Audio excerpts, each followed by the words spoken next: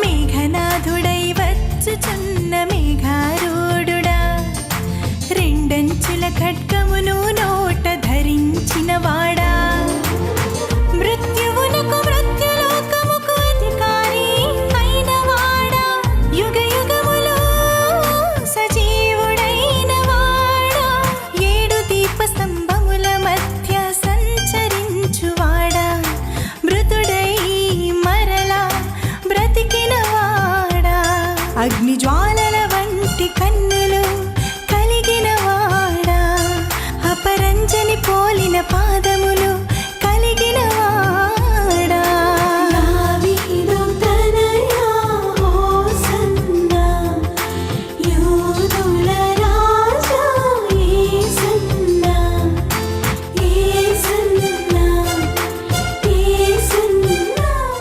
యేసు నామంలో మీకు శుభములు సమృద్ధిగా కలుగునుగాక. మధురం నీ వాక్యం అనే కార్యక్రమానికి స్వాగతం.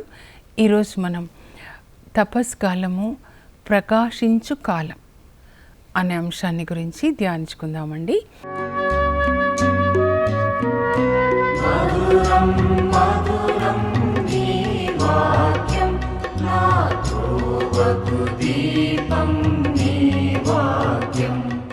నిర్గమకాండంలో 34వ అధ్యాయంలో 29వ వచనం అన్నమాట.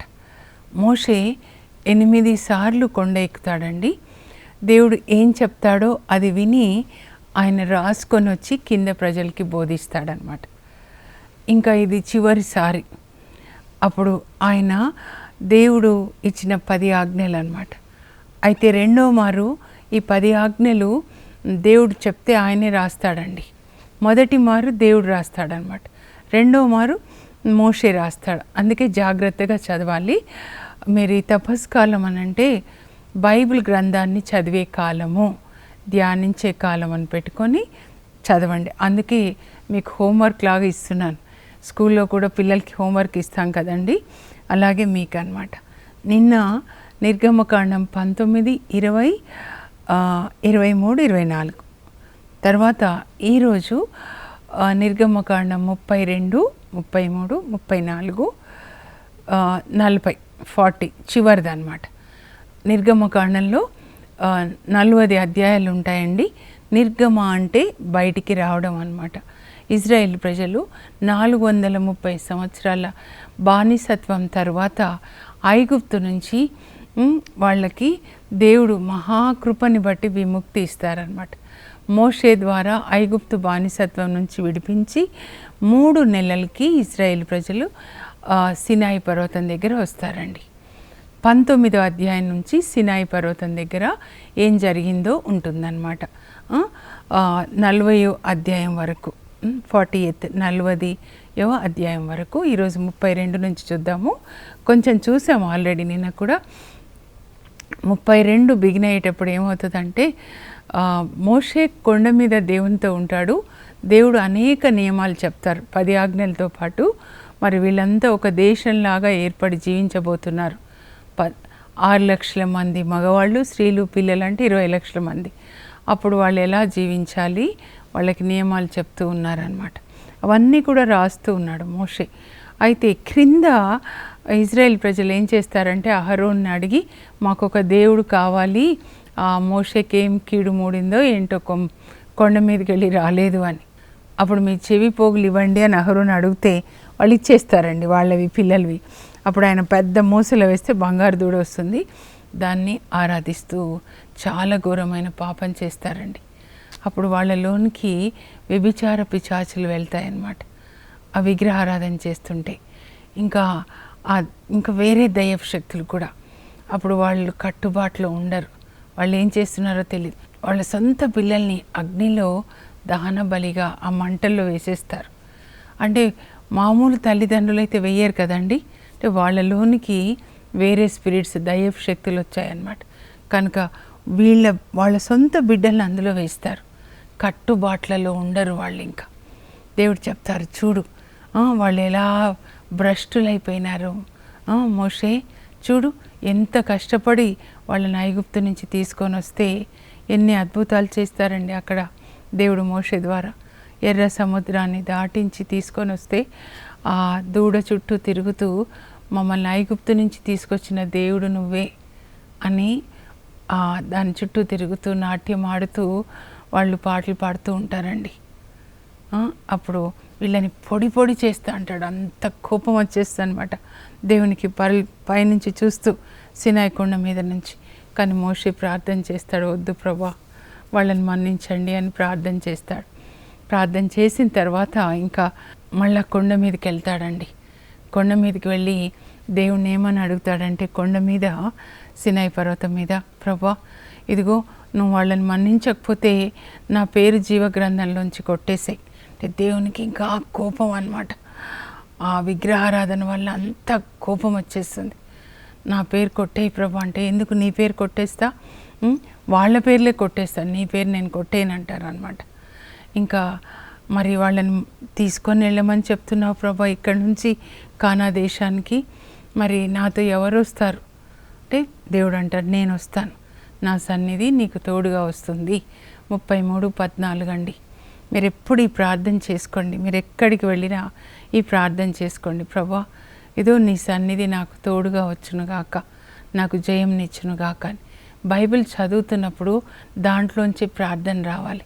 మీరు ఎక్కడైనా ప్రయాణం చేస్తున్నారా, ప్రభా మీ సన్నిధి మాతో రావాలి, మీ దూతలు మాతో ఉండాలి.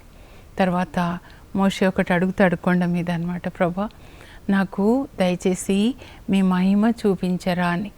అప్పుడు దేవుడు అంటాడు, నా మంచితనాన్ని నీ ముందు సాగిపోనిత్తును. చాలా ముఖ్యమైన ప్రార్థన ఇది, కూడా రాసుకోనండి దయచేసి.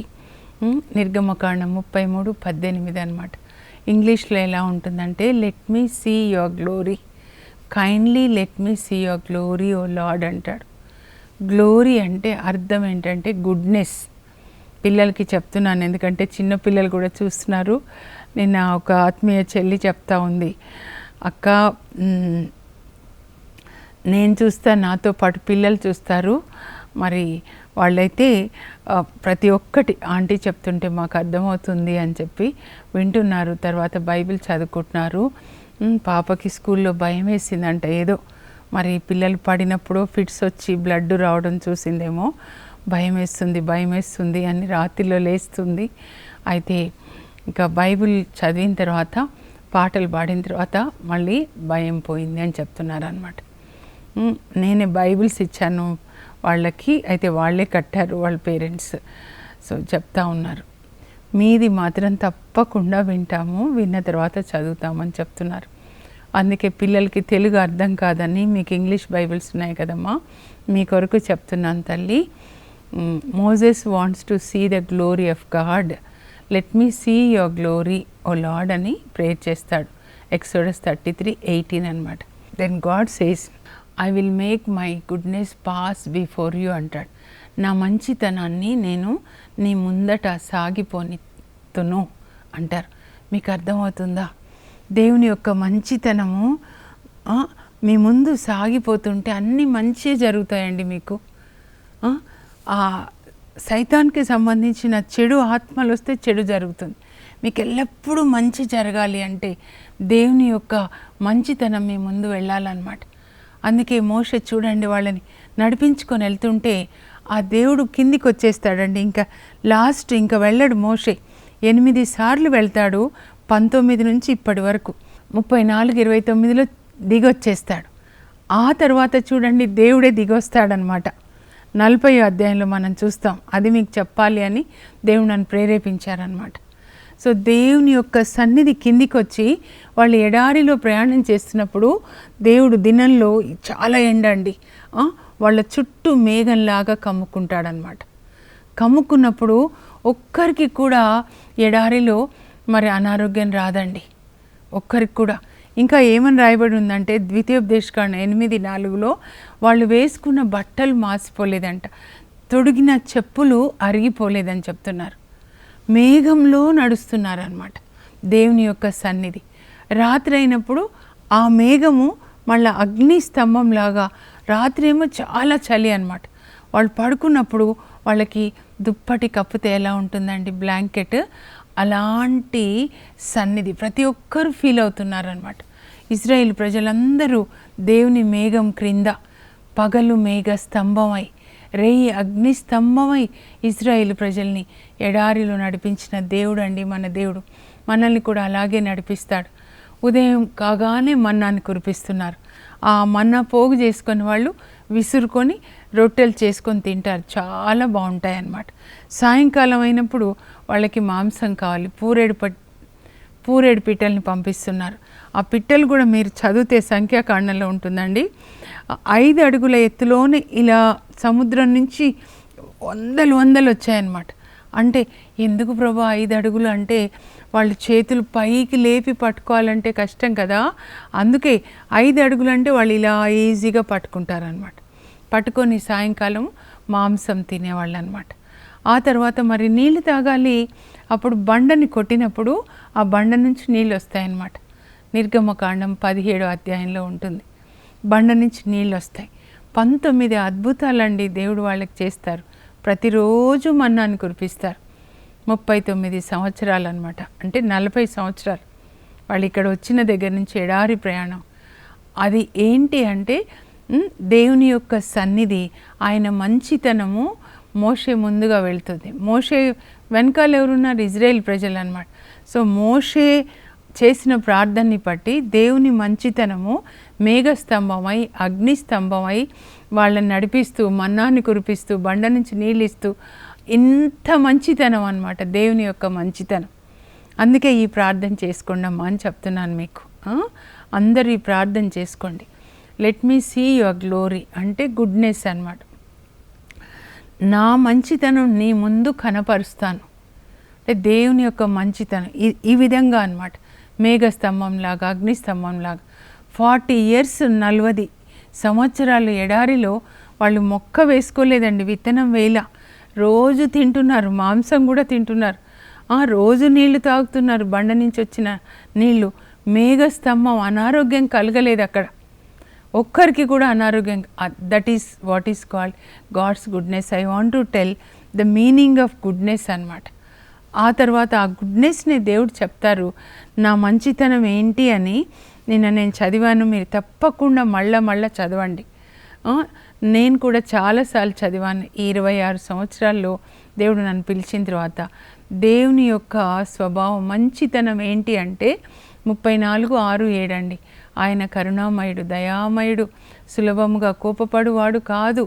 ఆయన మన పాపాలు మన్నించేవాడు. ఆయన నమ్మదగిన దేవుడు అన్నమాట. మన పాపాలని మన్నిస్తాడు. నమ్మదగిన వాడుగా ఆయన ఉంటున్నాడు. కృపని నిత్యము మనల్ని ప్రేమిస్తాడు. నిత్యం అంటే మనం చాలా బాగున్నప్పుడు ప్రేమించి కింద పడిపోయినాం పాపంలో, అయ్యో నేను ఇంత పాపం చేశాను, దేవుడు నన్ను ప్రేమించాడు, అలా ఎప్పుడూ మీరు అనుకోవద్దండి. దేవుని ప్రేమలో మార్పు ఉండదు, మనలోనే మార్పు ఉంటుందన్నమాట. ఆ తర్వాత అక్కడే 34 మీరు ఇంకా చదివితే 14 అట్లా చదువుతూ ఉంటే ప్రభు చెప్పిన మాటలు నేను మీతో చెప్తున్నానండి. మీరు ఆ కానా దేశంలో అన్యులతో పొత్తు కుదుర్చుకొనకూడదు. వాళ్ళతో కలిసి వ్యాపారాలు చేయడము, వాళ్ళతో పెళ్ళిళ్ళు చేయడము, వాళ్ళ అన్యుల యొక్క ఆడపిల్లల్ని మీ కొడుకులకు పెళ్లి చేయొద్దు. చేస్తే వాళ్ళు ఆరాధిస్తూ వాళ్ళ దేవతల్ని, దేవుళ్ళని, మీ కుమారులను కూడా అలా చేస్తారు, కనుక అలా చేయకూడదు అని దేవుడు చెప్తారనమాట. బైబిల్లో దేవుడు ఏది చెప్పారో అది నేను క్రైస్తవులకి చెప్తున్నానండి. ఇది క్రైస్తవుల కొరకు అన్నమాట, దేవుడు ఇచ్చినటువంటి గ్రంథము. అందువల్ల క్రైస్తవులకి చెప్తున్నాను, మీరు ఇలా ఉండాలని చెప్తారనమాట. ఆ తర్వాత ఇంకా 34వ అధ్యాయంలో 27 చదివితే, ఇదో నేను ఇప్పటి వరకు నీకేం చెప్పాను, ఈ 10 ఆజ్ఞలు అవుతే నీవు పలకల మీద రాయి దేవుడు అంటున్నారనమాట. 34:27 దయచేసి పాత నిబంధన అనమాట. నేను నీకు ఇచ్చిన 10 ఆజ్ఞలు నీవు ఆ పలకల మీద రాసి, ఈ 10 ఆజ్ఞల ద్వారా, ఈ మాటల ద్వారా నేను ఇజ్రాయేల్ ప్రజలతో ఒప్పందం చేసుకుంటున్నాను. నిబంధన అన్నమాట. నిబంధన అంటే ఒప్పందం, అగ్రిమెంట్ అన్నమాట. కనుక దీన్ని పాత నిబంధన అంటారు. ఎందుకు పాత నిబంధన అన్నారంటే దేవుడు సినాయి పర్వతం దగ్గర వాళ్ళకి 10 ఆజ్ఞలతో పాటు ఇంకా చాలా నియమాలు అవన్నీ ఇచ్చి, సాంఘిక నియమాలు, నైతిక నియమాలు ఇచ్చి ఆ మాటల ద్వారా సినాయి పర్వతం దగ్గర వాళ్ళతో ఒప్పందం చేసుకున్నారు. మీరు వీటిని పాటిస్తే నేను మీ తండ్రి, మీరు నా పిల్లలు అని చెప్తున్నారు. అందువల్ల దీన్ని పాత నిబంధన అన్నారు. కనుకనే దీన్ని బాగా చదవాలండి. ఇంకా ఆ 10 ఆజ్ఞలు మోషే రాస్తాడండి రెండవ మారు. ఆ తర్వాత ఆ విధంగా దేవుడు ఏమేం చెప్తారో అవన్నీ కూడా రాస్తాడనమాట. ఆ నియమాలు, తర్వాత ఈ 10 ఆజ్ఞలతో పాటు చాలా నియమాలు అలా రాస్తూ దేవుని ఎదుట ఆయన సాగిలపడి ఉన్నాను అంటుందండి. 40 పగళ్ళు 40 రాత్రులు రెండవ మారు అనమాట. 34:28లో ఉంటుంది. ఆ తర్వాత ఆయన ఆ 10 ఆజ్ఞలు తీసుకొని ఇంకా దేవుడు చెప్పిన నియమాలు కూడా రాసుకొని ఆయన కొండ దిగి వస్తున్నాడు. ఆయన కొండ దిగి వచ్చినప్పుడు కొండ క్రింద ప్రజలు మోషే వైపు చూస్తే ఆయన ముఖము ప్రకాశిస్తుందంట. 34:29 అండి. దేవుని సన్నిధిలో ఉండి వచ్చుట వలన మోషే ముఖం ప్రకాశించుచుండెను. మనం కూడా ఈ 40 days దేవుని సన్నిధిలో ఉండాలి. దేవుని సన్నిధిలో మీరు వడకాల్లో పాల్గొనండి, బైబిల్ చదువుకోనండి. ఒక్కరే మోషే సినాయి పర్వతం మీద ఒక్కడే దేవునితో గడిపాడు. ఏకాంతముగా దేవునితో గడపండి. ఆ తర్వాత సంఘంగా, కుటుంబంగా కూడా మనం దేవునితో గడపాలి. వీలైతే 40 దినాలు మీరు వడకంలో పాల్గొంటే ఇంకా మంచిది. మీకు అవకాశం ఉంటే పోట, ముత్తంగి, మీరున్న చోట ఎక్కడ మీకు ధ్యాన కేంద్రాలు ఉంటే అక్కడ అన్నమాట. మనం దేవుని యొక్క సన్నిధిలో ఉన్నప్పుడు, దేవుని వాక్యం మనలోకి వెళ్ళినప్పుడు పూల మధ్యలో దారం ఎట్లా సువాసన కలిగి ఉంటుందో అలా మనం కూడా దేవుని స్వభావం అంతా పొందుతాం అన్నమాట. దేవుని రూపంలోనికి మార్చబడతాం. అది ముఖ్యం అన్నమాట. అందుకే పౌలు అంటాడు గలతీ 6:15లో ఎవడైనా సున్నతి పొందినా కాదా అనేది కాదు ముఖ్యం. శరీరంలో మీరు ఏమేం చేస్తారో ఆచారాలు అది ముఖ్యం కానే కాదు, అది ప్రక్కన పెట్టండి.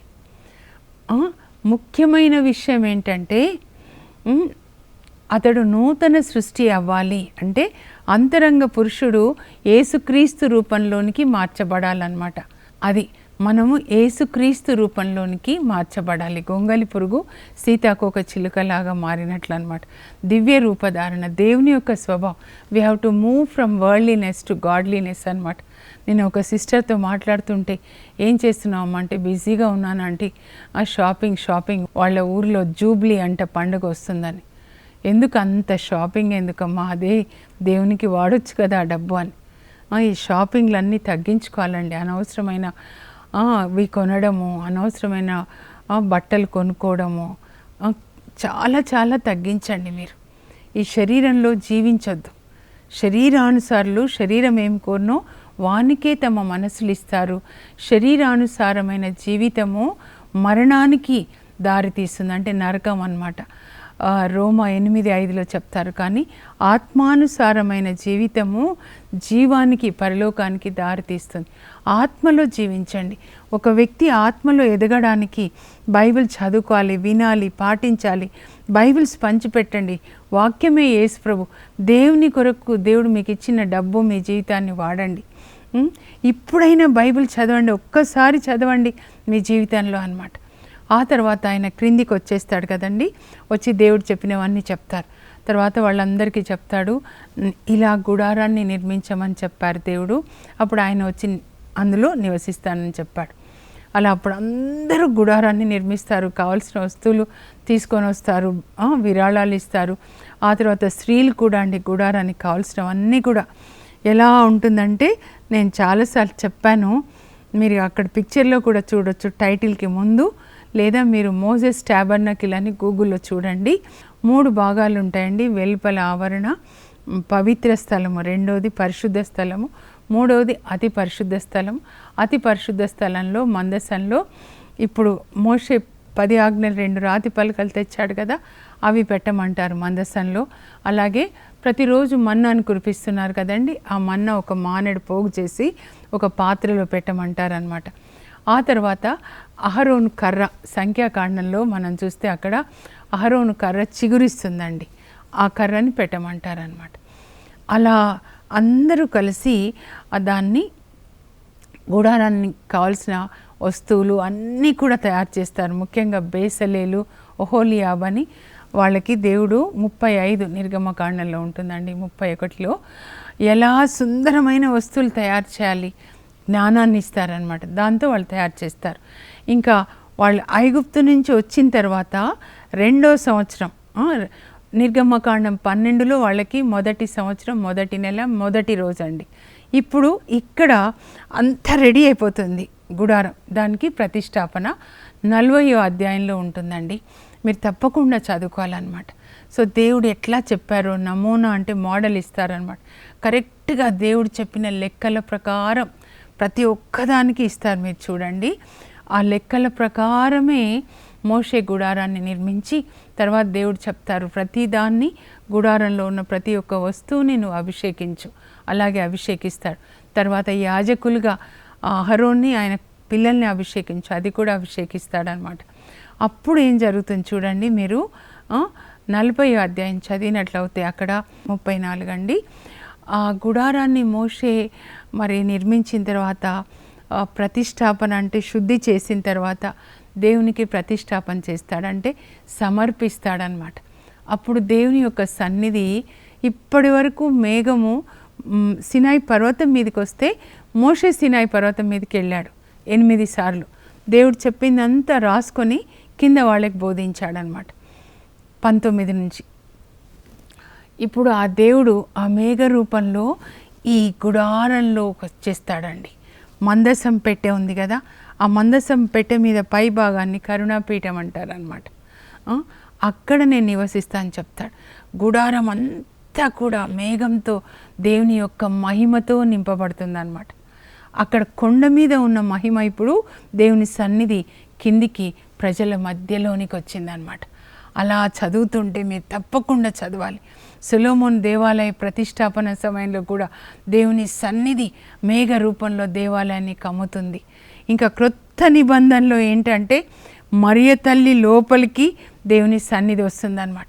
లూకా 1:35 పరిశుద్ధాత్మ నీపైకి వేయించేసి వస్తుంది, మహోన్నతిని శక్తి నిన్ను కమ్ముకుంటుంది, కనుక పుట్టబోయే శిశు పవిత్ర శిశు. ఇప్పుడు మనమే గుడారం అన్నమాట. మన శరీరము ఆవరణ ఇది పరిశుద్ధ స్థలము, ఇది మన ఆత్మ హృదయం ఏంటంటే అతి పరిశుద్ధ స్థలం. కరుణాపీఠంగా మన హృదయం ఉన్నప్పుడు దేవుడు మన హృదయంలో నివసిస్తారనమాట. అది ఆ దేవుడు కిందికి వచ్చేస్తాడండి, అది చెప్పమన్నారనమాట.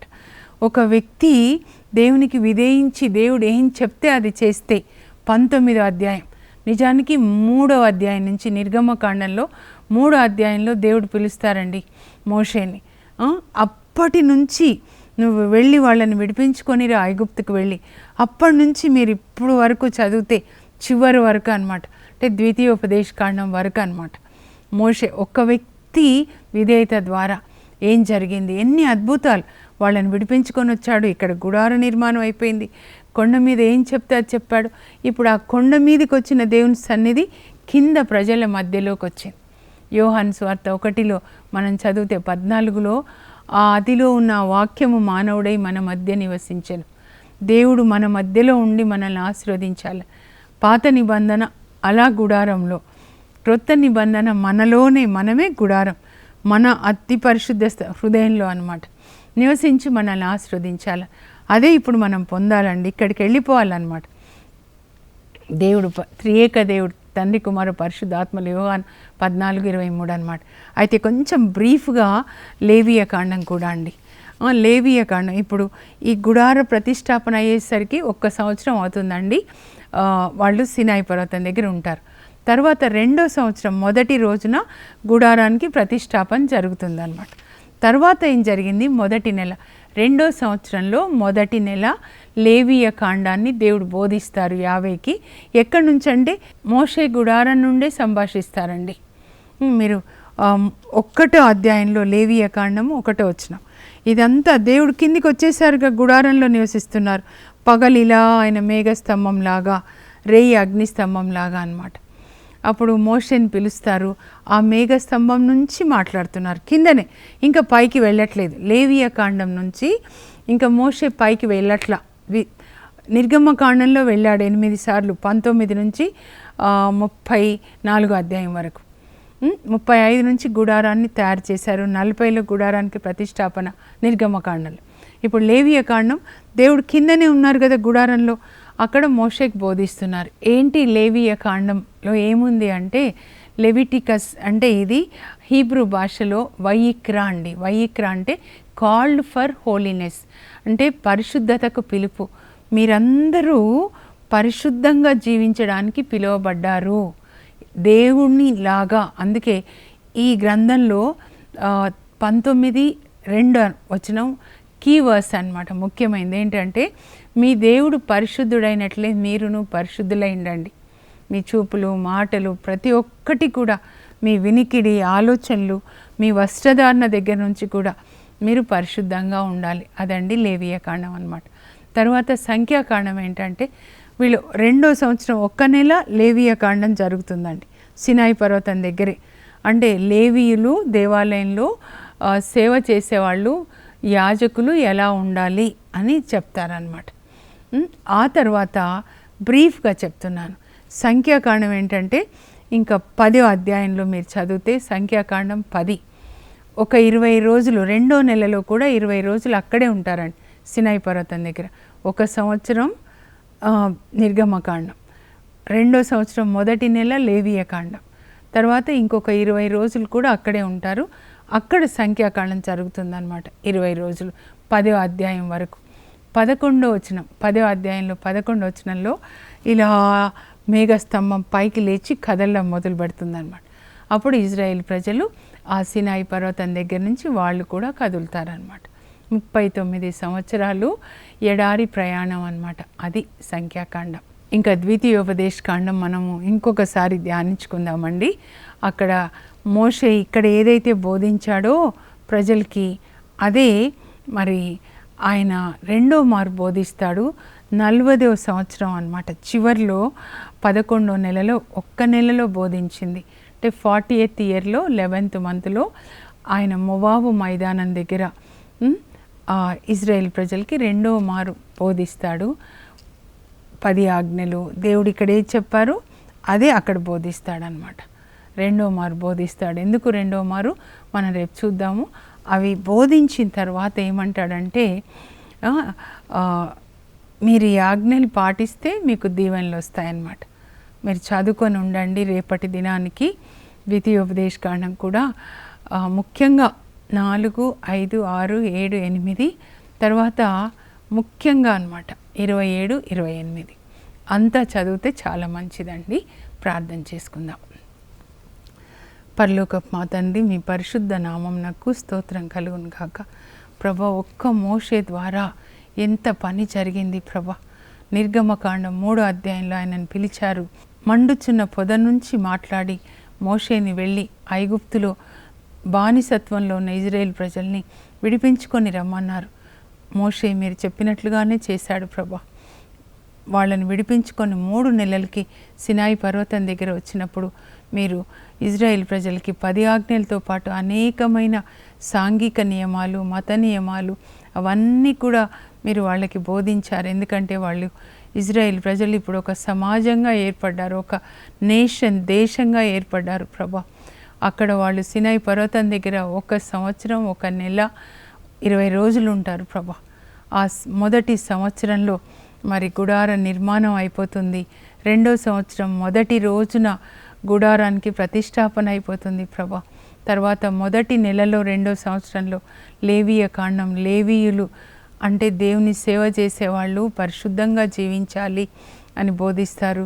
సంఖ్యాకాండం ప్రభా, వాళ్ళు ఎడారి ప్రయాణం 39 సంవత్సరాలు. ద్వితీయోపదేశ కాండం చివరి నెల ప్రభా, 40వ సంవత్సరంలో చివరి నెలలో 11వ నెలలో తండ్రి మరలా ఒకసారి మోషే వాళ్ళకి 10 ఆజ్ఞల్ని బోధించి, ఆజ్ఞల్ని పాటించే వాళ్ళకి దీవెనలు, పాటించని వారికి శాపాలు రెంటిని కూడా బోధించి మీరు ఈ ఆజ్ఞలు జ్ఞాపకం ఉంచుకోండి అని చెప్తాడు ప్రభా. మేమందరం కూడా ఈ ఆజ్ఞల్ని చదివి వాటిని మా హృదయంలో రాసుకొని వాటిని పాటించడానికి పరిశుద్ధ ఆత్మనివ్వండి. ఈ లోక సంబంధమైన శోధనల నుంచి విడుదల దయచేయండి ప్రభా. ఈ లోకాన్ని గురించిన చింత నుంచి మాకు విడుదల ఇవ్వండి. మోషే సినాయి పర్వతం మీద ఎలా మీ సన్నిధిలో మీ మహిమలో ఉన్నాడో నాయన, మీ మేఘంలోకి వచ్చాడో ఆ మేఘాలు ఈ బిడ్డల్ని కమ్మునుగాక. పరలోకం నుంచి మహిమ మేఘాలు ఈ బిడ్డల మీదికి దిగివచ్చును. ప్రతి ఒక్కరి ఇల్లు సినాయి పర్వతంగా ఉండునుగాక. దేవుని సన్నిధి గుడారం వల్లే ఈ బిడ్డల్ని కమ్మునుగాక. వాక్యాన్ని చదువుకొని పాటించే కృపనివ్వండి. యేసు నామంలో అడుగుచున్నాం తండ్రి, ఆమెన్. మోషేలాగా దేవుని యొక్క వాక్యాన్ని విని దాన్ని పాటిస్తూ ప్రజల్ని కూడా వాక్యంలో నడిపించే కృప దేవుడు మీకు దయచేయునుగాక. మీరు నిజంగా సీరియస్గా తీసుకొని బైబిల్ చదువుకోనండి. ఇంకా ఏ పని కూడా చేయకండి ఈ లోకానికి సంబంధించింది. మీ వ్యాపారాలు, మీ పిల్లల గురించి చింత వద్దు. మీరు దేవుని సన్నిధిలో పసిపిల్లవాడు పాలు తాగేటప్పుడు ఎంత ఆనందం, తాగి తల్లి ఒడిలో ఎలా నిద్రిస్తాడో అలా మీరు కూడా అలాగే ఆ దేవుని యొక్క ఒడిలో మేఘం లోపల మీరు నెమ్మదిగా నిమ్మలంగా ఆనందంగా జీవించండి. God bless you. Have a blessed day. For information, please contact us. Our address, Mrs. Jacinta Rani, 214 Pavani Estates, near St. Anthony's High School, Himayat Nagar, Street number 8, Hyderabad 29. మంచు జల్లు, ఇది మహిమ జల్లు. మంచు జల్లు, పరలోక జల్లు. మంచు జల్లు, ఇది ఆత్మ జల్లు. మంచు జల్లు, ఇది జీవ జల్లు.